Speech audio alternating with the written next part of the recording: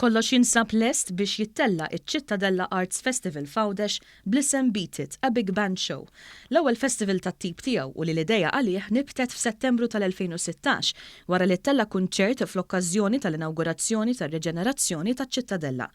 Minn dakinhar dan l-appuntament annwali baqa' jinżamm, hekk kif kull sajf beda jittella kunċert kbir bis-sem ta' kantanti lokali u anki barranin.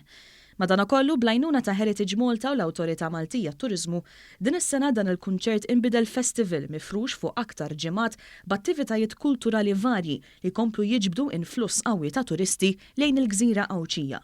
Rigward l-attivitajiet varji ta' dan il-festival, One News tkellem mad-direttur mużikali tal-organizzaturi ta' dan il-festival, is-Sur Mast George Apap. F'dan il-kunċert kif semmejt tajjeb, il-kunċert tal-ftuħ ser ikun kunċert minn naħa tagħna kif ukoll band oħra mistiedna mir-Repubblika Ċeka, Big O Band, li ser jittella ġewwa il-fost ta' Ċittadella fi 17 ta' Awwissu. Apap żied jgħid kif matul dan il-festival hemm diversi opportunitajiet x'jinħatfu. L-udu master classes għal studenti fil-strumenti trombones, trumpets u anke saxophones, miftuħin b'xejn għal dawn l-istudenti, kif ukoll play bl-Ingliż li ġib l-isem The Bench mill-kittieb Awċi Angelo Camilleri. Dan mhux kollox, hekk kif matul dawn it-28 ġurnata tal-festival se jittellaw ukoll open weekends fil-mużewijiet kulturali, mixja madwar iċ-Ċittadella, taħdidiet dwar il-katedral u t-teżori tiegħu, attivitajiet rikreattivi għat-tfal ta' skola sajf,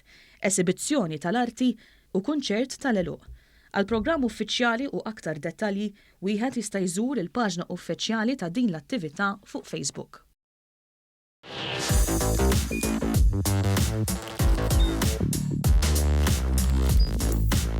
Idħol fuq one.com.mt u hemmhekk tista' tara l-programmi kollha li jxandru fuq One permezz ta' One Play.